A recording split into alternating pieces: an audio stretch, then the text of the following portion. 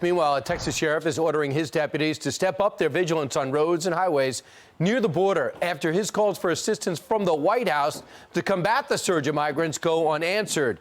Bexar County Sheriff Javier Salazar writing in a letter to President Biden last month, quote, "I cannot just stand by and let my fellow law enforcement officers continue to lose faith in your leadership and administration. Please help us." Sheriff Salazar joins us now. Sheriff, your assets are being shifted elsewhere from the border, and now you got to be border agents too, right? Well, we're concentrating our efforts on the highways. I wouldn't call us border agents. We're continuing our law enforcement mission, but we are having to concentrate a little bit more on the highways because of what's going on down south. Why? Assets being pushed elsewhere?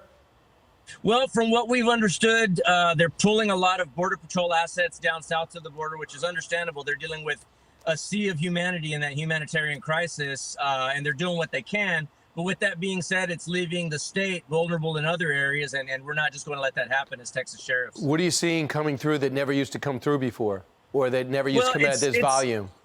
You know, it's an everyday thing, but we are certainly going to be seeing more drugs coming up north. We're going to be seeing more guns and stolen vehicles heading down south. And so, look, it's just up to us to step up and fill that gap. You're not talking about Democrat or Republican. You just want something effective from Washington. Were you surprised you didn't get any answer from your letter? Well, I mean, look, I know that the president's administration is busy with what's going on in Afghanistan. I know they've got other things going on a worldwide scale. I can't even imagine.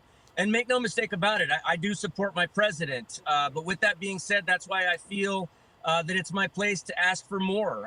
In talking to some sheriffs from down south at the border, Republican and Democrat, they feel left behind. They feel left out. And so I'm actually flying down south later this morning with DPS to go get a look at it. I'll probably be meeting up with one of the local sheriffs down there, Joe Frank Martinez, to see what we can do to help. Sheriff, what about your mayor? What about your governor? Well, look, the governor, I can't say that I agree with his policies of locking up a lot of these undocumented immigrants in the state prison, because what that's doing is it's causing a backlog in the prison system, which is in turn affecting my jail population. And right now, my deputies are already working a lot of overtime to keep up with the jail population. So it's a domino effect. And so that's why I say border problems are Bexar County problems by default. And we're going to do everything in our power to help. Yeah, just give him a hand.